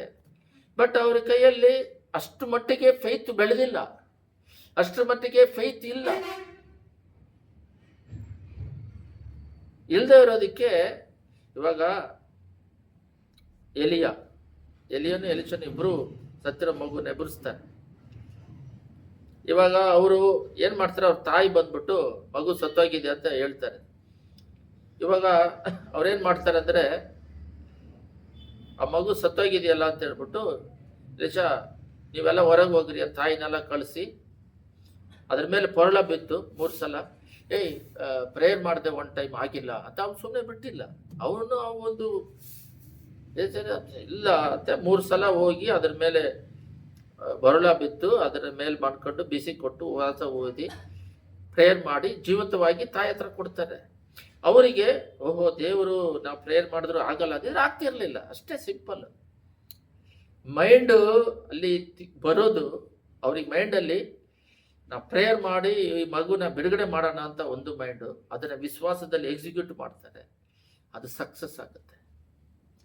ಒಬ್ಬರ ದೇವರನ್ನ ಎಷ್ಟು ಮಟ್ಟಿಗೆ ಅವರು ಮೈಂಡಲ್ಲಿ, ಪ್ರಾರ್ಥನೆಯಲ್ಲಿ, ವಾಕ್ಯದಲ್ಲಿ, ವಿಶ್ವಾಸದಲ್ಲಿ ಎಷ್ಟು ಮಟ್ಟಿಗೆ ಅವ್ರ ಹೃದಯದಲ್ಲಿ ಇಟ್ಕೊಂಡಿರ್ತಾರೋ, ಅದನ್ನು ಎಕ್ಸಿಕ್ಯೂಟ್ ಮಾಡ್ತಾರೋ, ಆ ರೀತಿ ಅವ್ರ ಜೀವನಗಳು ಇರ್ತವೆ. ಆದರೆ ಇವಾಗಿರೋ ಸೆನ್ಸೆಡ್ ಒಬ್ಬರು ಪ್ರಶ್ನೆ ಕೇಳಿದ್ದಾರೆ. ಪ್ರಶ್ನೆನ ನೋಡಿ ನಾವು ಪ್ರಾರ್ಥನೆ ಮಾಡೋಣ. ಏನಂತ ಪ್ರಶ್ನೆ ಕೇಳಿದ್ದಾರೆ ಅಂದ್ರೆ, ದೇವರಿಗೆಲ್ಲ ಗೊತ್ತು ತಾನೆ, ಒಂದು ದೇವರಿಗೆಲ್ಲ ಗೊತ್ತು ತಾನೆ. ಒಬ್ಬ ಬಂದ್ಬಿಟ್ಟು ಮಾರನೇ ದಿನ ಅವನು ಟೀ ಕುಡಿಯಕ್ಕೆ ಹೋಗ್ತಾನೆ, ಟೀ ಕಾಫಿ ಕುಡಿಯಕ್ಕೆ ಹೋಗ್ತಾನೆ. ಅವನು ಟೀಯೇ ಕುಡಿತಾನೆ ಅಂತ ದೇವ್ರಿಗೆ ಗೊತ್ತು ತಾನೆ. ಮತ್ತೆ ಅವ್ರನ್ನ ಕಂಟ್ರೋಲ್ ಮಾಡಿ ತಾನೆ ಇಟ್ಕೊಂಡಿದ್ದಾರೆ. ಅವನು ಕಾಫಿ ಕುಡಿಯಲ್ಲ ಅಂತ ಗೊತ್ತು ತಾನೆ ಅಂತೇಳೆಲ್ಲ ಇವಾಗೆಲ್ಲ ಜೆನ್ಸೆಟ್ಗಳು, ಇವಾಗಿರೋ ಯೂತ್ಗಳು ಈ ರೀತಿ ಎಲ್ಲ ಪ್ರಶ್ನೆ ಕೇಳ್ತಾರಂತ. ಅದೇ ಅದಕ್ಕೆ ದೇವ್ರ ಉತ್ತರ ಏನಂತ ಹೇಳಿದ್ರೆ, ನೋಡ್ರಿ ಎಷ್ಟು ಮೈಂಡಲ್ಲಿ ಅವ್ರ ದೇವರನ್ನ ಬೆಳೆಸ್ಕೊಂಡು ಅವರಿಗೆ ಜ್ಞಾನವಾಗಿ ಫೈತಿಂದ ಅವರಿಗೆ ಉತ್ತರ ಕೊಡೋಷ್ಟು ಆತ್ಮಿಕದಲ್ಲಿ ಬೆಳೆದಿರ್ಬೇಕು. ಅವ್ರು ಹೇಳ್ತಾರೆ, ಅದಕ್ಕೆ ಆನ್ಸರ್ ಏನು ಹೇಳ್ತಾರೆ ಅಂದ್ರೆ, ಒಬ್ಬ ಗ್ರಾಮಕ್ಕೆ ಹೋಗ್ತಾ ಇದ್ದಾನೆ. ಒಂದು ಹೆಣ್ಮಗ ಗ್ರಾಮಕ್ಕೆ ಹೊಸದಾಗಿ ಬಂದಿದೆ. ಅವನು ಆಲ್ರೆಡಿ ಆ ಗ್ರಾಮದಲ್ಲೇ ಇದ್ದಾನೆ. ಆ ಗ್ರಾಮದಲ್ಲಿ ಆ ಹೆಣ್ಣು ಬಂದು ಮೋಹ ಅಂದರೆ ಒಂದು ವೆರೈಟಿಯಾಗಿ ಡ್ರೆಸ್ ಮಾಡಿಕೊಂಡು ಆ ಮೋಹದಿಂದ ಇರೋದ್ರಿಂದನೇ ಅವನ ಆ ಹುಡುಗಿ ಜೊತೆ ತಪ್ಪು ಮಾಡ್ದ. ಅದಕ್ಕೆ ಕಾರಣ ದೇವರೇ ಆ ಹುಡುಗಿನ ಅಲ್ಲಿ ಒಳಗಡೆ ಬಿಟ್ರು ಅಂತ ಹೇಳಿದ್ರೆ, ದೇವ್ರ ಮೇಲೆ ಫಾಲ್ಟ್ ಹಾಕೋದು ಇಲ್ಲ. ದೇವರು ಸ್ವತಂತ್ರ ಕೊಟ್ಟಿದ್ದಾರೆ. ಏದೇನ್ ತೋಟದಲ್ಲಿ ಏನ್ ಮಾಡಿದ್ದಾರೆ, ಒಳ್ಳೆದರ ಕೆಟ್ಟದರ ಅರಿವನ್ನು ಇಟ್ಟಿದ್ದಾರೆ, ಜೀವ ವೃಕ್ಷನೂ ಇಟ್ಟಿದ್ದಾರೆ, ಪ್ರಕಟಣೆಯಲ್ಲೂ ಇಟ್ಟಿದ್ದಾರೆ. ನೀನು ಕೆಟ್ಟದು ನೀತಿವಂತನು ಇನ್ನು ನೀತಿವಂತಲೇ ಆಗಲಿ, ಅನ್ಯಾಯ ಮಾಡೋದು ಇನ್ನೂ ಅನ್ಯಾಯ ಆಗಲಿ, ಎರಡೂ ಇಟ್ಟಿದ್ದಾರೆ, ಸ್ವತಂತ್ರ ಕೊಟ್ಟಿದ್ದಾರೆ. ಒಂದು ಸಮಯ ಆ ಹೆಣ್ಣು ಮಗು ಇದ್ದಾಗ ತಂದೆ ಇದನ್ನ ಪಾಪವನ್ನು ಜಯಿಸಲು ಶಕ್ತಿ ಕೊಡಂತ ಕೇಳಿದಾಗ ಅವ್ರು ಕೊಟ್ಟು ಏಸಪ್ಪನ ಕಾಪಾಡ್ದಾಗೆ ಕಾಪಾಡ್ತಾನೆ, ಪೋತಿಫರನ ಹೆಂಡತಿ ಹತ್ರ ಕಾಪಾಡ್ದಾಗೆ. ಬಟ್ ಇವನೇನು ಹೇಳ್ತಿದ್ದಾನೆ, ಎಲ್ಲ ದೇವರು ಫಿಕ್ಸ್ ಅಂದ್ರೆ ಅದರಲ್ಲಿ ಆನ್ಸರ್ ಅಲ್ಲಿ ಯಾವ ತರ ಇದೆ ಅಂದ್ರೆ, ದೇವರು ಬಂದು ಅವನು ತಪ್ಪು ಮಾಡ್ತಾನೆ ಅಂತ ಗೊತ್ತು, ಆದ್ರೆ ಆ ಟೈಮಲ್ಲಿ ಅವನು ಬೇಡಿದ್ರೆ ಅವ್ರು ಬಿಡುಗಡೆ ಮಾಡ್ತಾರೆ. ಬಟ್ ಇವ್ನು ತಪ್ಪು ಮಾಡ್ತಾನೆ ಅಂತ ಹೇಳಿ ದೇವರು ಬಂದ್ಬಿಟ್ಟು ಅದಕ್ಕೆ ಅವಕಾಶ ಕೊಟ್ಟಿಲ್ಲ. ಅರ್ಥ ಆಗಿಲ್ಲಲ್ಲ? ಪ್ರತಿ ಮಾನವನು ಕೆಟ್ಟದ್ದು ಮಾಡ್ತಾರೆ, ಒಳ್ಳೇದು ಮಾಡ್ತಾರೆ, ಎಲ್ಲ ಗೊತ್ತಿದೆ, ಅವರಿಗೆ ಗೊತ್ತಿದೆ. ಬಟ್ ಅವ್ರು ಗೊತ್ತಿರೋದ್ರಿಂದ ಇವರು ತಪ್ಪು ಮಾಡ್ತಿಲ್ಲ. ಅವ್ರಿಗೆ ಗೊತ್ತಿದೆ ಅಂತ ಇವನು ತಪ್ಪು ಮಾಡ್ತಿಲ್ಲ. ಇವಾಗ ಅರ್ಥ ಆಗುತ್ತಾ ನೋಡ್ರಿ, ಅರ್ಥ ಮಾಡ್ಕೊಳ್ರಿ. ಮನುಷ್ಯರು ತಪ್ಪು ಮಾಡೋದು ಒಳ್ಳೇದು ಮಾಡೋದು ದೇವ್ರಿಗೆ ಗೊತ್ತು. ಅವ್ರಿಗೆ ಗೊತ್ತಿರೋದ್ರಿಂದ ನಾವು ತಪ್ಪು ಮಾಡ್ತಾ ಇಲ್ಲ. ಅವ್ರ ಸಹಾಯ ಕೇಳಿ ಬಿಡುಗಡೆ ಆಗೋದಿಕ್ಕೆ ಪ್ರಯತ್ನ ಮಾಡಿದ್ರೆ ಬಿಡುಗಡೆ ಮಾಡ್ತಾರೆ. ಬಟ್ ಅವ್ರಿಗೆ ಗೊತ್ತಿದೆ. ಬಟ್ ಅಲ್ಲಿ ಬಂದು ಅಡ್ಡ ಮಾಡಿ ತಡೆದು ನಿಂದಿರ್ಸ್ಬೋದಲ್ಲ ಅಂತ ಹೇಳಿದ್ರೆ ಸ್ವತಂತ್ರ ಕೊಟ್ಟಿದ್ದಾರೆ. ಇಲ್ದಿದ್ರೆ ರೋಬೋಟ್ ಆಗ್ಬಿಡ್ತಿದ್ವಿ, ವಸ್ತುಗಳಾಗ್ಬಿಡ್ತಿದ್ವಿ, ಆ ಡಿಕ್ಟೇಟರ್ಶಿಪ್ ಆಗ್ತಿದ್ವಿ, ಎರಡು ಇರ್ತಿರ್ಲಿಲ್ಲ. ಅದರಿಂದ ಪ್ರತಿಯೊಬ್ಬ ಮಾನವನಿಗೂ ದೇವ್ರೇನ್ ಮಾಡಿದ್ದಾರೆ, ತಪ್ಪು ಮಾಡೋದು ಗೊತ್ತು, ಆ ಟೈಮಲ್ಲಿ ಸಹಾಯ ಕೇಳಬೇಕು. ಬಟ್ ನಾವು ತಪ್ಪು ಮಾಡೋದು ಗೊತ್ತಿದೆ, ಯಾಕೆ ದೇವರು ಬಂದ್ಬಿಟ್ಟು ಅದನ್ನೆಲ್ಲ ತಡೆದು ನಿಂದಿಸಲ್ಲ ಅಂದ್ರೆ, ಅವರು ಪರ್ಸನಲ್ ಮ್ಯಾಟ್ರಿಗೆ ಅದನ್ನೇ ಸ್ವತಂತ್ರ, ಅದನ್ನೇ ಪರಲೋಕ ರಾಜ್ಯ ನರಕ. ಬಾಗಿಲು ತಡ್ತಾ ಇದ್ದಾರೆ, ಮೊದಲೇ ಹೇಳಿದ್ದು, ಬಾಗಿಲು ತಡ್ತಾ ಇದ್ದಾರೆ. ಯಾರಾದರೂ ಒಳಗಡೆ ಬರೋದಿಕ್ಕೆ ಬಾಗಿಲು ತೆಗೆದ್ರೆ ಬರ್ತಾರೆ, ಡೋರ್ ಹೊಡ್ಕೊಂಡು ಬರಲ್ಲ. ನಮಗೆ ಸ್ವತಂತ್ರ ಕೊಟ್ಟಿದ್ದಾರೆ. ಏನ್ ಸ್ವತಂತ್ರ? ಒಳ್ಳೇದಾದ್ರೂ ಆರಿಸ್ಕೋಬಹುದು, ಕೆಟ್ಟದಾದ್ರೂ ಆರಿಸ್ಕೋಬಹುದು. ನಾವು ಒಳ್ಳೇದು ಆರಿಸ್ಕೋಬಹುದು. ನಾವು ಕೆಟ್ಟದ್ದು ಹೋಗ್ತಿದ್ದಾಗ ದೇವ್ರು ಬಂದು ತಡೆಯೋದಿಲ್ಲ. ಕೆಟ್ಟದ್ದು ಮಾಡೋದು ಗೊತ್ತು ಅವರಿಗೆ, ಅದು ತಡೆಯೋದು ಇಲ್ಲ. ಕೆಟ್ಟದ್ದು ಮಾಡೋದು ಗೊತ್ತು, ತಡೆಯೋದು ಇಲ್ಲ. ಇವ್ರೇನು ಪ್ರಶ್ನೆ ಕೇಳ್ತಾರೆ, ನಾವು ಕೆಟ್ಟದ್ದು ಮಾಡ್ಬೇಕಾದ್ರೆ ತಡಿಬೇಕು ಅಂತ ಹೇಳಿದ್ದಾರೆ. ಅದಕ್ಕೆ ಮನಸಾಕ್ಷಿ ಇಟ್ಟಿದ್ದಾರೆ, ಇದು ತಪ್ಪು, ಇದು ತಪ್ಪಿಲ್ಲ ಅಂತ. ಮಾಡೋದಕ್ಕೆ ತಪ್ಪಿಸ್ಕೊಳ್ಳೋಕೆ ಆಗದೆ ಇದ್ದಾಗ ಅದಕ್ಕೆ ಸಹಾಯ ಮಾಡ್ತಾರೆ. ಅದು ಮೈಂಡಲ್ಲಿ ಸ್ಟಾರ್ಟಿಂಗಲ್ಲಿ ಬರುತ್ತೆ, ಈ ತಪ್ಪು ಮಾಡಬೇಕು ಅನ್ನೋದು. ಒಂದೇ ಸಲ ತಪ್ಪು ಮಾಡೋದಿಲ್ಲ, ಅವಾಗಲೇ ಸಹಾಯ ಕೇಳಿದಾಗ ಅವರು ದೇವರು ಬಿಡುಗಡೆ ಮಾಡ್ತಾರೆ. ಪ್ರಾರಂಭದಲ್ಲೇ ದೇವರು ನಂಬ್ಕೊಂಡಾಗ ಒಂದು ಹೆಣ್ಣಿನ ಯೋಚನೆಯಲ್ಲಿ ಒಬ್ಬ ಇದ್ದರೆ ದೇವರಿಗೆ ಇದು ವಿರೋಧವಾದದ್ದಂತ ಉಪವಾಸ ಇದ್ದು ಪ್ರೇಯರ್ ಮಾಡಿ, ಏನೋ ಲವ್ ಆಗಲಿ, ಅವ್ರನ್ನ ಹೊಡಿಬೇಕನ್ನೋದು ಏನೋ ಒಂದು ಮೈಂಡಲ್ಲಿ ಬಂದರೆ, ಈ ಬೈಬಲಲ್ಲಿ ರೋಮರ್ 2:10 ಇದೆಯಲ್ಲ, ಒಂದ್ಸಲ ನೋಡಿದ್ವಲ್ಲ, 14-15 ಇದು ಮನಸ್ಸಾಕ್ಷಿ ತಪ್ಪು ಕರೆಕ್ಟ್ ಅಂತ. ಅದಕ್ಕೇನೆ ಬೈಬಲ್ ಕೊಟ್ಟಿರೋದು. ಅದರಿಂದ ನಾವು ತಪ್ಪಿಸ್ಕೊಂಡು ಒಳ್ಳೇದು ಕೆಟ್ಟದ್ರೆ ಮನಸ್ಸಾಕ್ಷಿ ಮೂಲಕ ಮಾತಾಡೋದನ್ನ ಕೇಳಿ ನಡೆಯೋದಕ್ಕೆ ಹೋಗ್ಬೇಕು. ಅರ್ಥ ಆಗ್ತಿಲ್ಲ. ಯಾರೋ ಇವಾಗ ಯೂತ್ಗಳು ನಾನು ಮಾಡೋ ತಪ್ಪಿಗೆಲ್ಲ ಕಾರಣ ದೇವ್ರು, ಎಲ್ಲ ಗೊತ್ತಿದೆ ಅವರಿಗೆ. ಯಾಕೆ ನಾವು ತಪ್ಪು ಮಾಡೋದನ್ನ ತಡಿಬೋದಲ್ಲ, ಕಾಪಾಡ್ಬೋದಲ್ಲ. ಅವ್ರು ನನ್ನನ್ನು ಡಿಕ್ಟೇಟರ್ಶಿಪ್ ಅಂದರೆ ತಪ್ಪು ಮಾಡಿದ್ರೂ ಅವ್ರು ಅಲೋ ಮಾಡ್ತಾರಂತ ಹೇಳಿದ್ರೆ, ಅವರಿಗೆ ತಪ್ಪು ಮಾಡೋದು ಅವರಿಗೆ ಗೊತ್ತು. ನೀನು ಆ ಸಮಯದಲ್ಲಿ ಸ್ವತಂತ್ರ ಕೊಟ್ಟಿರೋದ್ರಿಂದ ಅದಕ್ಕೆ ಬಿಡುಗಡೆ ಬೇಕಂದ್ರೆ ಸಹಾಯ ಮಾಡ್ತಾರೆ. ನೀನು ಗೊತ್ತಿದೆಯಾ ಅಂತ ಹೇಳ್ಬಿಟ್ಟು ಅವರು ತಡೆದು ನಿಂದಿರ್ಸಲ್ಲ. ಯಾಕಂದ್ರೆ ನಿನಗೆ ಸ್ವತಂತ್ರ ಕೊಟ್ಟಿದ್ದಾರೆ. ಅದಕ್ಕೆ ದೇವರ ಚಿತ್ತವನ್ನು ಮಾಡೋದಕ್ಕೆ ಇದೇ ಜ್ಞಾನ. ದೇವರ ಚಿತ್ತವನ್ನು ಮಾಡೋದಕ್ಕೆ ದೇವರ ಒಂದು ಆಲೋಚನೆಯಲ್ಲಿ ದೇವರು, ಅದಕ್ಕೆ ಮೈಂಡನ್ನು ಕರೆಕ್ಟಾಗಿ ಕಂಟ್ರೋಲಲ್ಲಿ ಇಟ್ಕೊಂಡು ಫೇತಲ್ಲಿ ಜಾಸ್ತಿ ಬೆಳೆದು ಜ್ಞಾನದಿಂದ ನಡ್ಕೋಬೇಕು. ಈ ರೀತಿ ಇಲ್ಲದೆ ಹೋದರೆ ಈ ಕಡೆ ಕಾಲದಲ್ಲಿ ಸೈತಾನನು, ಅದು ಎಲ್ಲರೂ ತೆಗೀಲಿ, ಅದು ಪ್ರಕಟಣೆ 12 ಇದೆ. ಇದು ಪ್ರಕಟಣೆ 12 ಅದರಲ್ಲಿ 8 ತೆಗೆದು ಹೋದ್ರಿ, ಅದರಲ್ಲಿ ಇದೆ ನೋಡ್ರಿ. ಅದರಲ್ಲಿ ಏನಿದೆ ಅಂದರೆ 12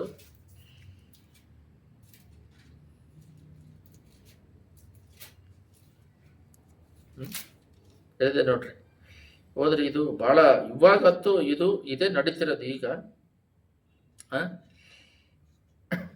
ಹೋದ್ರಿ, ತನಗಿರುವ ಕಾಲವು ಸ್ವಲ್ಪವೆಂದು 12 ಹೋದ್ರಿ, 12 ಸೈತಾನನು ತನಗಿರುವ ಕಾಲವು ಸ್ವಲ್ಪವೆಂದು ತಿಳಿದು ಮಹಾರೌದ್ರವನಾಗಿ ನಿಮ್ಮ ಕಡೆಗೆ ಇಳಿದು ಬಂದಿದ್ದಾನೆ ಎಂಬುದಾಗಿ ಹೇಳಿತು. ಇದು ಕಡೆ ಕಾಲ ಎನ್ನುವುದು ಹೆಂಗೆ ನಿಮಗೆಲ್ಲ ಗೊತ್ತು. ಇಸ್ರೇಲಿನ ದೇಶ ಇರಲಿಲ್ಲ, 1948 ಮುಂಚೆ ಇರಲಿಲ್ಲ. ಅದು ಅವ್ರ ಜನನೇ ಇಲ್ಲ ಅಲ್ಲಿ, ಅದು ಹುಟ್ಟಿತು. ಆಮೇಲೆ ನಿಮಗೆಲ್ಲ ಗೊತ್ತಿದೆ, ಅಲ್ಲಿ ಈ ಜೆರುಸಲೇಮ್ ಅನ್ನೋದು ಅವರು ಕಂಟ್ರೋಲಲ್ಲಿತ್ತು. 1967 ಯುದ್ಧ ಮಾಡಿ ಗೆದ್ರು. 3 ಇರಬೇಕು, ಇಸ್ರೇಲಿನ ದೇಶ ಬರಬೇಕು, ಜೆರುಸಲೇಮ್ ಕ್ಯಾಪಿಟಲ್ ಸಿಟಿ ಆಗಬೇಕು, ಅಲ್ಲಿ ಟೆಂಪಲ್ ಆಗಬೇಕು. ಇವಾಗ ಬೇರೆಯವ್ರದ್ದಿದೆ, ಅದಕ್ಕಾಗಿ ಯುದ್ಧ ನಡೀತಾ ಇದೆ. ಅದಾದರೆ ಬರುವಿಕೆ ಸಮೀಪವಾಗಿದೆ. ಮತ್ತೆ ಕಡೆ ಕಾಲದಲ್ಲಿ ಮಧ್ಯದಲ್ಲಿ ಭೂಕಂಪಗಳು ನಡೀತವೆ, ಬರಹಗಳು ಬರ್ತವೆ, ರಾಜ್ಯಕ್ಕೆ ರಾಜ ವಿರೋಧವಾಗಿ ಎದ್ದೇಳ್ತಾರೆ, ಪ್ರೀತಿ ತಣ್ಣಗಾಗುತ್ತೆ. ಮೇನ್ ಆಗಿ 24ರಲ್ಲಿ ಪ್ರೀತಿ ತಣ್ಣಗಾಗುತ್ತೆ. ಇವಾಗ ಗಂಡನ ಮಕ್ಕಳನ್ನು ನೋಡ್ತಾ ಇಲ್ಲ, ತಂದೆ ತಾಯಿ ಚೆನ್ನಾಗಿ ಮಕ್ಕಳನ್ನ ನಡೆಸಿದ್ರು, ಮಕ್ಕಳು ಬಂದು ತಂದೆ ತಾಯಿನ ಪ್ರೀತಿಯಿಂದ ನೋಡ್ತಾ ಇಲ್ಲ. ಕುಟುಂಬದಲ್ಲಿ ಆಡಂಬರ ಜೀವನಕ್ಕೆ ಹೋಗಿದ್ದಾರೆ ಹೊರತು ಪ್ರೀತಿ ಇಲ್ಲ. ಮತ್ತೆ ಎಲ್ಲದಕ್ಕಿಂತ ಹೆಚ್ಚಾಗಿ ಡ್ಯಾನಿಯಲ್ ತಗೊಳ್ರಿ, 12ರಲ್ಲಿ 4 ಓದ್ರಿ. ಕಡೆ ಕಾಲದಲ್ಲಿ ಜನ ಅಲ್ಲಿ ಅಲಿತಾ ಇದ್ದಾರೆ, ಟೈಮ್ ಸಿಗ್ತಾ ಇಲ್ಲ ಪ್ರಾರ್ಥನೆ ಮಾಡೋಕ್ಕೆ. ಜ್ಞಾನ ಹೆಚ್ಚಾಗೋದು. ಏನು ಜ್ಞಾನ? ಲೋಕದ ಜ್ಞಾನ ಹೆಚ್ಚಾಗಿರೋದು. ಲೋಕದ ಟೆಕ್ನಾಲಜಿನ ಹಿಡ್ಕೊಂಡು ಒಂದು ಒಳ್ಳೆ ಉದಾಹರಣೆ ಕೊಟ್ಬಿಟ್ಟು ಪ್ರಾರ್ಥನೆ ಮಾಡ್ತೀನಿ. ಸ್ಟಾರ್ಟಿಂಗಲ್ಲಿ ಯೂಟ್ಯೂಬಲ್ಲಿ ಇಸ್ಪೆಟ್ ಆಡೋದು, ರಮ್ಮಿ ಅಂತ ಬಂತು. ಅದಕ್ಕೆ ಮುಂಚೆ ಲಾಕ್ಡೌನ್ ಬಂದಾಗ, ರಮ್ಮಿಗೆ ಮುಂಚೆ ಲಾಕ್ಡೌನ್ ಬಂದಾಗ ಇದು ಆನ್ಲೈನಲ್ಲಿ ಸ್ಕೂಲ್ ನಡೆಸಿದ್ರು. ಟ್ಯೂಷನ್ ಆನ್ಲೈನಲ್ಲಿ ಬರ್ತೀವಿ, ಮ್ಯಾಕ್ಸ್ ಏನೋ 1-2 ತಿಳ್ಕೊಂಡು ಇದನ್ನು ತಿಳ್ಕೊಳ್ರಿ ಅಂತೇಳಿ ಮನೆಗೆ ಎಲ್ಲಿ ನೋಡಿದ್ರು ಫೋನ್ ಮಾಡೋದು. ಅವ್ರಿಗೆ ಎಲ್ಲಿ ಫೋನ್ ನಂಬರ್ ಸಿಗುತ್ತೋ ಗೊತ್ತಿಲ್ಲ, ಅವರು ಅದನ್ನ ಮಾರ್ಬಿಡ್ತಾರೆ ದುಡ್ಡಿಗೋಸ್ಕರ. ಎಲ್ಲ ಬಿಸ್ನೆಸ್ ತಾನೆ. ಬಂದ್ಬಿಟ್ಟು ಫಸ್ಟು ಎಲ್ಲ ಗಮನ ಇಟ್ಕೊಳ್ರಿ. ಸ್ಟಾರ್ಟಿಂಗಲ್ಲಿ ಆನ್ಲೈನಲ್ಲಿ ಟ್ಯೂಷನ್ ಮಾಡ್ತೀವಿ ಅಂತ ಬಂದರು. ಅದು ಇವಾಗ ಸ್ಕೂಲೆಲ್ಲ ಆದಮೇಲೆ ಬಂದು 1-2-3 ವರ್ಷ ಭಾಳ ದುಡ್ಡು ತಗೊಂಡು ದುಡ್ಡು ಮಾಡ್ಕೊಂಡ್ರು. ರಮ್ಮಿ ಅಂತ ಬಂತು. ನಮಗೆ ಇಸ್ಪೆಟ್ ಆಡೋಕೆ ಗೊತ್ತಿಲ್ಲದೆ ಇರೋದ್ರಿಂದ ಭಾಳ ಜನ ಅದರಿಂದ ದುಡ್ಡು ಹಾಕಿ, ಅದು ಒಂದು ಆ್ಯಪ್. ಇಲ್ಲಿ ನಾವು ಏನೇ ಮಾಡಿದ್ರು ಕೂಡ ಅವ್ರ ಆ್ಯಪಲ್ಲಿ ಅಲ್ಲಿ ಕಂಟ್ರೋಲ್ ಮಾಡ್ತಾರೆ, ಅವ್ರು ಆ ಥರ ಸೆಟ್ ಮಾಡಿರ್ತಾರೆ, ಅವ್ರು ದುಡಿಮೆ ಮಾಡ್ಕೊಳ್ಳೋಕ್ಕೆ. ಗೌರ್ಮೆಂಟ್ ಕೂಡ ಅದನ್ನು ಅಲೋ ಮಾಡುತ್ತೆ ನೋಡ್ರಿ. ಯಾವ ಇದು ದೇಶವನ್ನು ಹಾಳು ಮಾಡೋ ಅಡ್ವರ್ಟೈಸ್ಮೆಂಟ್ಗೂ ಅಲೋ ಮಾಡುತ್ತೆ ನೋಡ್ರಿ. ಆಯಿತು, ಅದಾದಮೇಲೆ ಯಾವುದೋ ಒಂದು ಟ್ರೇಡ್ ಬಿಸ್ನೆಸ್ ಅಂತ ಬಂತು. ಇವಾಗ ಬಂದ್ಬಿಟ್ಟು ಇಂಗ್ಲೀಷ್ ಕಲಿಯೋದಂತ ಬಂದಿದೆ. ಮೊದಲೆಲ್ಲ ಬಂದು ಕರ್ನಾಟಕದಲ್ಲಿ ಕನ್ನಡನೇ ಅಂತಿದ್ರು. ಅದು ಸ್ಪಷ್ಟವಾಗಿ ಹೇಳ್ತಿದ್ದೆ, ಇಂಗ್ಲೀಷ್ ಕಲಿದೆ ಹೋದರೆ ನೀವು ಭಿಕ್ಷೆ ತಿಂದಿರ ಅಂತ ಹಂಗೆ ಹೇಳ್ತಾ ಇದೆ. ಆದರೂ ಕೂಡ ಅದನ್ನು ಅಲೋ ಮಾಡಿ ಇಟ್ಟಿದ್ದಾರೆ, ಇಂಗ್ಲೀಷ್ ಕಲೀರಿ ಅಂತ ಹೇಳ್ಬಿಟ್ಟು. ಇವಾಗ 4ನೇದು 1-2 ವರ್ಷ 3 ವರ್ಷ ದುಡ್ಡು ಮಾಡೋದು. ಇವಾಗ ಲಾಸ್ಟಲ್ಲಿ ನೀನು ಅದು ಆ್ಯಪ್, ಅದು ಮೊದಲೆಲ್ಲ ಬೊಮ್ಮೆ ಥರ ಆಲ್ರೆಡಿ ರೋಬೋಟ್ನ ಇಟ್ಬಿಟ್ಟಿದ್ರು, ನಿನ್ನ ಬಗ್ಗೆ ಅದು ಹೇಳುತ್ತೆ ಅಂತ ಹೇಳ್ಬಿಟ್ಟು ಒಂದು ಸ್ಟಿಕ್ಕರ್ ಅದಾಗಿ ಗುಬ್ಬಚ್ಚಿ ಪ್ಯಾರೆಟ್ ಥರ ಇಟ್ಟಿದ್ರು. ಇವಾಗ ಹತ್ರ ಹೋಗ್ಬಿಟ್ಟು ನೀನು ಡೇಟ್ ಆಫ್ ಬರ್ತ್ ಹಾಕು, ಅಸ್ಟ್ರಾಲಜಿ ಅದು ಎಲ್ಲ ಹೇಳುತ್ತೆ ಅಂತ. ಅದು ಮಿಷಿನ್ ಹೇಳುತ್ತೆ. ಅವ್ರ ಬಗ್ಗೆ ಅವ್ರಿಗೆ ಗೊತ್ತಿಲ್ವಾ? ಅವ್ರ ಜೀವಿತದ ಬಗ್ಗೆ ಅವ್ರೇನು ಹೇಳೋದು? ದೇವರಲ್ಲಿದ್ದರೆ ಹೆಂಗಿದ್ರು ಮರಣ ಅನ್ನೋದು ಬರುತ್ತೆ. ಲೋಕದಲ್ಲಿ ಇರ್ಬೇಕಾದ್ರೆ ಸಮಾಧಾನವಾಗಿರ್ತೀವಿ, ಆರೋಗ್ಯ ಕೊಟ್ಟಿರ್ತಾರೆ, ಸತ್ ಮೇಲೆ ಪರಲೋಕ ರಾಜ್ಯಕ್ಕೆ ಹೋಗ್ತೀವಿ. ನಮ್ಮ ಬಗ್ಗೆ ನಮಗೆ ಗೊತ್ತಿಲ್ವಾ? ನಾವು ಯಾವ ಥರ ಪಾಪದಲ್ಲಿದ್ದರೆ ಆ ಥರ ನರಕಕ್ಕೆ ಹೋಗ್ತೀವಿ. ಅದಕ್ಕೆ ತಾನೇ ಸತ್ಯವಾದ ಕೊಟ್ಟಿದ್ದಾರೆ. ಇವಾಗ ಅಸ್ಟ್ರಾಲಜಿ ಬಂದ್ಬಿಟ್ಟಿದೆ. ಅದು ಒಂದು ಭಾಷೆಯಲ್ಲಿ ಸ್ಟಾರ್ಟ್ ಮಾಡಿದ್ರೆ ಇನ್ನೊಬ್ರು ಅದನ್ನೇ ದುಡ್ಡು ಮಾಡ್ಬೇಕಲ್ಲ. ಯಾರೋ ಒಬ್ರು 5 ಜನ 10 ಜನ ಸೇರ್ಕೊಂಡು ದುಡ್ಡು ಮಾಡೋದಕ್ಕೆ ಲೋಕದಲ್ಲಿರುವ ಲಕ್ಷಾನುಗಟ್ಟಲೆ ಜನಗಳನ್ನ ಹಾಳು ಮಾಡ್ತಾ ಇದ್ದಾರೆ. ಎಷ್ಟೋ ಜನ ಈ ಆನ್ಲೈನಲ್ಲಿ ಅದೇನೋ ಸ್ಕೂಲ್ ಟೀಚರ್ ಮಾಡ್ತೀವಿ, ದುಡ್ಡು ಮ್ಯಾಥ್ಮೆಟಿಕ್ಸ್ ಶಾರ್ಟ್ ಹೇಳ್ಕೊಡ್ತೀವಿ ಅಂತ ದುಡ್ಡು ಮಾಡ್ಕೊಂಡ್ರು. ಎಷ್ಟಂತ ಶಾರ್ಟ್ ಹೇಳೋಕ್ಕಾಗುತ್ತೆ? ಏನೋ ಒಂದು 3 ಮೆಥಡ್ ಏನೋ ಹೇಳ್ತಾರೆ ಅಷ್ಟೇ. ಅದಾದ ಮೇಲೆ ಇಸ್ಪೇಟಲ್ಲಿ ದುಡ್ಡು ಮಾಡಿದ್ರು. ಈ ಟ್ರೇಡ್ ಬಿಸ್ನೆಸ್ ಇವಾಗ ಅದೇನೋ ಬಿಟ್ ಕಾಯಿನ ಏನೋ ಹೇಳ್ತಾರೆ, ಕ್ರಿಪ್ಟ್ ಕಾಯಿನ ಏನೋ ಹೇಳ್ತಾರೆ, ಅದರಿಂದ ಭಯಂಕರ ದುಡ್ಡು ಯಾಮಾರಿಸಿ ಅದರಲ್ಲಿ ಮಾಡಿದ್ರು. ಅದಾಗಿದ್ದ ತಕ್ಷಣ ನೆಕ್ಸ್ಟಿಗೆ ಇಂಗ್ಲೀಷ್, ಸ್ಪೋಕನ್ ಇಂಗ್ಲೀಷ್ ಅಂತ ಬಂದ್ಬಿಟ್ಟೈತೆ, ಅದು ಮನುಷ್ಯನಿಂದ ಮಾತಾಡೋದಂತ. ಅದಾಗಿದ್ದ ತಕ್ಷಣ ಅಸ್ಟ್ರಾಲಜಿ ಬಂದಿದೆ. ಯಾಕಂದರೆ ಅದು ದುಡ್ಡು ಮಾಡ್ಕೊಂಡ್ರಲ್ಲ. ಫಸ್ಟ್ ಬಂದ್ಬಿಟ್ಟು ಫೋನ್ ಮಾಡಿಬಿಟ್ಟು ನಿಮಗೆ ಈ ದುಡ್ಡು ಬಂದಿದೆ ನೀವು ಕಳಿಸಿರಿ ಅಂತ ಹೇಳಿ ಆ ಥರ ಮಾಡ್ತಾಯಿದ್ರು. ಅದು ಸ್ವಲ್ಪ ಇವಾಗ ಕ್ರೈಮ್ ಬರ್ತಾ ಇತ್ತು. ಇವಾಗ ಏನಾಗಿದೆ, OTP ಬಂತು. OTP ಹೇಳೋದಿಲ್ಲ ಅಂತ ಹುಷಾರಾಗಿದ್ದ ತಕ್ಷಣ ಸ್ಟಾರ್ಟಿಂಗಲ್ಲಿ ಅದು ಬಂತು.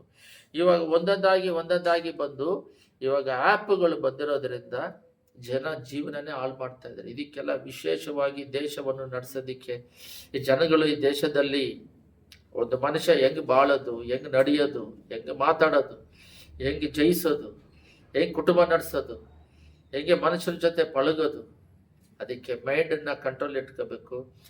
ಒಂದು ವ್ಯಕ್ತಿ ಸಕ್ಸಸ್ಫುಲ್ ಜೀವನ ಮಾಡಬೇಕಂದ್ರೆ ಅವನ ಮೈಂಡನ್ನು ದೇವ್ರಿಗೆ ಒಪ್ಪಿಸಿಕೊಟ್ಟು ವಿಶ್ವಾಸದ ಯಾತ್ರೆಯಲ್ಲಿ ಹೋದರೆ ಜ್ಞಾನದಿಂದ ಲೋಕವನ್ನು ಜಯಿಸ್ಬೋದು. ಎಲ್ಲ ಕಡೆಗಳನ್ನ ಮುಚ್ಚಿ ಪ್ರಾರ್ಥನೆ ಮಾಡು. ಸುದ್ದಿಮದದಲ್ಲಿ ವಾಸ ಮಾಡುವ ಪರಲೋಕ ತಂದೆ, ಕಡೆ ಕಾಲದಲ್ಲಿ ರೌದ್ರವುಳ್ಳವನಾಗಿ ಪ್ರಕಟಣೆ 12:12 ಇಳಿದು ಬಂದಿದ್ದಾನೆ. ಅವನ ಆಟ ಅಂತೂ ಭಯಂಕರವಾಗಿದೆ.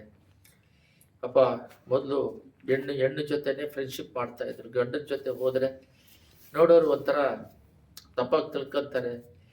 ತಂದೆ ತಾಯಿಗೆ ಒಳ್ಳೆ ಹೆಸರು ತೆಗಿಬೇಕು ಅಂತ ಹೇಳ್ತಿದ್ರು. ಈಗ ದೇವರ ದೃಷ್ಟಿಯಲ್ಲಿ ಒಳ್ಳೆ ಹೆಸರು ತೆಗಿಬೇಕನ್ನೋ ಸ್ವಭಾವ ಎಲ್ಲ ಹೋಗಿ ತಂದೆ ತಾಯಿಗೆ ತಪ್ಪು ಮಾಡೋದು ಗೊತ್ತಿದ್ರು ಕೇಳ್ತಾ ಇಲ್ಲ. ಕುಟುಕುತನ ಕುಟುಂಬವಾಗಿ ಎಸವೇ ಎಂಜಾಯ್ ಅಂತ ಹೇಳಿ, ಆತ್ಮಿಕದ ಸಮಾಧಾನವೇ ಎಂಜಾಯ್, ಪರಿಶುದ್ಧತೆಯೇ ಎಂಜಾಯ್, ನೆಮ್ಮದಿಯಾದ ಜೀವಿತವೇ ಎಂಜಾಯ್. ಇದು ಗೊತ್ತಿಲ್ಲದೆ ಹಣದಿಂದ ಪಾಪದಿಂದ ಸಿಗುವಂಥದ್ದು ವೇದನೆ, ದುಃಖ ಮೈಂಡಲ್ಲಿ ಯೇಸು ಸ್ವಾಮಿ ಇಲ್ಲದ ಹಾಗೆ, ವಿಶ್ವಾಸ ಯಾತ್ರೆ ಹೋಗದ ಹಾಗೆ, ಆ ವಿಶ್ವಾಸ ಯಾವ ರೀತಿ ಅವರ ಫೇತ್ ಇರುತ್ತೋ ಅದೇ ರೀತಿ ಅವರ ಫ್ಯಾಮಿಲಿ ಕುಟುಂಬಗಳು ನಡೀತವೆ. ಈ ಮೈಂಡನ್ನು ವಿಶ್ವಾಸದಿಂದ ಜ್ಞಾನ ಕೊಟ್ಟು ದೇವರು ಲೋಕವನ್ನು ಜಯಿಸಲು ನಡೆಸ್ತಾರೆ. ಈ 3ನೇದು ಜ್ಞಾನ ಉಪಯೋಗವಾಗುತ್ತದೆ. ಸಾಲಮೋನನು ಲೋಕವನ್ನು ತನ್ನ ಇರುವ ಇಸ್ರೇಲ್ ಜನಗಳನ್ನು ನಡೆಸೋದಕ್ಕೆ ವಿಶೇಷವಾದ ನನಗೆ ಅಂಡರ್ಸ್ಟ್ಯಾಂಡಿಂಗ್ ಮೈಂಡ್, ವಿವೇಕವನ್ನು ಕೊಡ್ರಿ ಅಂದರು. ಅದೇ ರೀತಿ ಅವನು ವಿವೇಕವಾಗಿ ನಡೆಸೋದಕ್ಕೆ ನಮಗೂ ಕೂಡ ಕೊಡಬೇಕಾಗಿ ಬೇಡಿಕೊಳ್ಳುತ್ತಾ ಇದ್ದೇವೆ. 2 ಕೊರಿಂಥಿಯರ್ 10:5 ತರ್ಕಗಳನ್ನು ವಿತರ್ಕಗಳು ಕೆಟ್ಟದ್ದು ಬರುತ್ತದೆ, ಅದೇ ರೀತಿ ನಮ್ಮ ಮೈಂಡ್ ಮಾಡೋದಿಕ್ಕೆ ಹೋಗುತ್ತೆ. ಅದೇ ಯೋಚನೆ ಬರ್ತಾ ಇದೆ, ಅದನ್ನ ಮಾಡಂತ ತಪ್ಪನ್ನು ಮಾಡಿರೋದನ್ನ ಮತ್ತೆ ಮತ್ತೆ ಮಾಡೋದಿಕ್ಕೆ ಸೈತಾನ್ ಪ್ರೇರೇಪಿಸ್ತಾನೆ. ಅದರಿಂದ ಬಿಡುಗಡೆ ಆಗೋದಿಲ್ಲ. ವಿತರ್ಕಗಳು ಅಧಿಕವಾಗಿ ಕೆಲ್ಸಕ್ಕೆ ಬಾರದ ಯೋಚನೆಗಳು, ಕೆಲ್ಸಕ್ಕೆ ಬಾರದ ಕಾರ್ಯಗಳು ಮಾಡಿ, ಕೆಲ್ಸಕ್ಕೆ ಬಾರದ ಯೋಚನೆಗಳನ್ನ ಇಟ್ಟುಕೊಂಡು ಜೀವನ ಹಾಳಾಗ್ತಾ ಇದೆ. ಯೇಸುವೆ, ಕೆಲಸಕ್ಕೆ ಬರುವಂಥದ್ದು ಆತ್ಮಿಕದಲ್ಲಿ ಸಮಾಧಾನ, ನೆಮ್ಮದಿ, ಶಾಂತಿ, ಪರಿಶುದ್ಧತೆ, ಒಂದು ಐಕ್ಯತೆ, ಹೊಂದಾಣಿಕೆ ಇವೆಲ್ಲ ಕಡೆ ಕಾಲದಲ್ಲಿ ಇಲ್ಲದಾಗೆ ಮರೆಯಾಗಿದೆ. ಡ್ಯಾನಿಯಲಲ್ಲಿ ಹೇಳದಾಗೆ ಕಡೆ ಕಾಲದಲ್ಲಿ ಅಲಿಯೋದು ಲೋಕದ ಬೆರಸಿಕ್ಕಾಗಿ, ಲೋಕದ ಜ್ಞಾನ ಹೆಚ್ಚಿಸಿಕೊಳ್ಳುವುದು, ಟೆಕ್ನಾಲಜಿ. ಯೇಸುವಿನ ನಾಮದಲ್ಲಿ ಮತ್ತೆ 24ರಲ್ಲಿ ಕಡೆ ಕಾಲದಲ್ಲಿ ಪ್ರೀತಿ ತನಗಾಗುತ್ತೆ ಅಂತ ಹೇಳಿದ ಪ್ರಕಾರವಾಗಿ ಒಬ್ಬರು ದೇಶದ ಮೇಲೆ ಇನ್ನೊಬ್ಬರಿಗೆ ದ್ವೇಷ, ಕ್ಯಾಸ್ಟ್ ಹೆಸರಲ್ಲಿ ಒಬ್ಬರ ಮೇಲೆ ಒಬ್ಬರಿಗೆ ದ್ವೇಷ, ಹಣದ ವಿಷಯದಲ್ಲಿ ಕುಟುಂಬದಲ್ಲೇ ಒಬ್ಬರ ಮೇಲೆ ವಿರಕ್ತಿ, ಹಣದ ವಿಷಯದಲ್ಲಿ ಅಣ್ಣ ತಮ್ಮಂದರಿಗೆ ದುಡ್ಡಿನ ವಿಷಯದಲ್ಲಿ ದ್ವೇಷ, ಅಸೂಯೆ, ನಾನು ಚೆನ್ನಾಗಿರ್ಬೇಕು, ಅವನು ಕೆಟ್ಟೋಗ್ಬಿಡ್ಬೇಕು, ಇವೆಲ್ಲ ಮೈಂಡಿಂದ ಬರುವಂಥದ್ದು. ಈ ಮೈಂಡನ್ನು ಸರಿಯಾದ ದಾರಿಯಲ್ಲಿ, ವಿಶ್ವಾಸದಲ್ಲಿ, ನಂಬಿಕೆಯಲ್ಲಿ, ಪ್ರೀತಿಯಲ್ಲಿ ಅವರು ಕೆಟ್ಟೋಗಬಾರ್ದು, ಅವರು ಒಳ್ಳೆ ರೀತಿಯಲ್ಲಿ ನಡೆದು ಪರಲೋಕ ರಾಜ್ಯಕ್ಕೆ ಬರಬೇಕನ್ನುವ ಸ್ವಭಾವಗಳು ಪ್ರತಿಯೊಂದು ಹೃದಯದಲ್ಲಿ ಕೊಡಬೇಕಾಗಿ, ದೇವರ ಸ್ವಭಾವಗಳು ಅಳೆದು ಹೋಗುವಂತ ಇರುವ ಸ್ವಭಾವಗಳು ನಮ್ಮಲ್ಲಿ ಬೆಳೆದು ಪರಲೋಕ ರಾಜ್ಯಕ್ಕೆ ಬರೋದಕ್ಕೆ ಸಹಾಯ ಮಾಡಬೇಕಾಗಿ ಎಸಯ್ಯ, ನಮ್ಮ ಮೈಂಡ್ಗಳು, ನಮ್ಮ ವಿಶ್ವಾಸ ಯಾತ್ರೆಗಳು ವಿಶ್ವಾಸದಿಂದ ಗುಣಗುಟ್ಟದೆ ಸೊಣಗದೆ ಐಕ್ಯ ದೇಶದ ಜನಗಳು ಮಾಡಿ ಕಾಣಾನಿಗೆ ಹೋಗದ ಹಾಗೆ ನಾವು ಕೂಡ ಗುಣಗದಾಗೆ ಸೊಣಗದಾಗೆ ದೇವರು ಹೇಳಿರೋ ಪ್ರಕಾರವಾಗಿ ನೋವನ ಯಾವ ರೀತಿ ನೀವು ಮಾತನ್ನು ಕೇಳಿ ಬೋಟ್ ಮಾಡಿಕೊಂಡು ಕುಟುಂಬವನ್ನು ಕಾಪಾಡಿಕೊಂಡ್ರು ಅದೇ ರೀತಿ ನಾವು ಕಾಪಾಡಿಕೊಳ್ಳೋದಕ್ಕೆ ಕೃಪೆ ಮಾಡಬೇಕಾಗಿ, ಸಭೆಗೆ ಬರ್ತಾರೆ ಪ್ರತಿಯೊಬ್ಬರನ್ನು ಕಾಪಾಡಿಕೊಂಡು ಬರುವಿಕೆಗೆ ನಡೆಸಬೇಕಾಗಿ, ಇರೋ ಜೀವನ ಸ್ವಲ್ಪ ಅದರಲ್ಲಿ ನೆಮ್ಮದಿ, ಸಂತೋಷ, ಸಮಾಧಾನದಿಂದ ಜೀವನ ನಡೆಸೋದಕ್ಕೆ ಈಗ ಪ್ರಾಬ್ಲಮ್ಗಳು, ಕೋಪಗಳು, ಆವೇಶಗಳು, ಎಸವೇ ಹಣದ ಆಸೆಗಳು ನೀತಿ ನಿಜಾಯಿತಿಯಿಂದ ಜೀವಿಸಿ ನಿತ್ಯ ರಾಜ್ಯಕ್ಕೆ ಬರೋದಕ್ಕೆ ಕೃಪೆ ಮಾಡಬೇಕಾಗಿ, ಈ ಲೋಕದಲ್ಲಿ ಜ್ಞಾನ ಇಳಿದಿದ್ರೆ ಯಾಕೋಬ 1:5 ಕೇಳ್ರಿ ಕೊಡ್ತೀನಿ ಅಂತ ಹೇಳಿದ ಪ್ರಕಾರವಾಗಿ ಮೈಂಡಲ್ಲಿ ನೀನಿದ್ದು ಎಲ್ಲ ಮೈಂಡಲ್ಲಿ ಕೆಟ್ಟದ್ದನ್ನು ಬಿಟ್ಟು ದೇವರ ಯೋಚನೆಯಲ್ಲಿ ಇಟ್ಟುಕೊಂಡು ಈ ವಿಶ್ವಾಸ ಯಾತ್ರೆಯಲ್ಲಿ ಈ ಜ್ಞಾನದಿಂದ ನಡೆದು ಜಯ ಹೊಂದೋದಕ್ಕೆ ಕೃಪೆ ಮಾಡಬೇಕಾಗಿ ಯೇಸುವಿನ ನಾಮದಲ್ಲಿ ಬೇಡಿದ್ದೇವೆ ತಂದೆಯೇ, ಆಮೆನ್.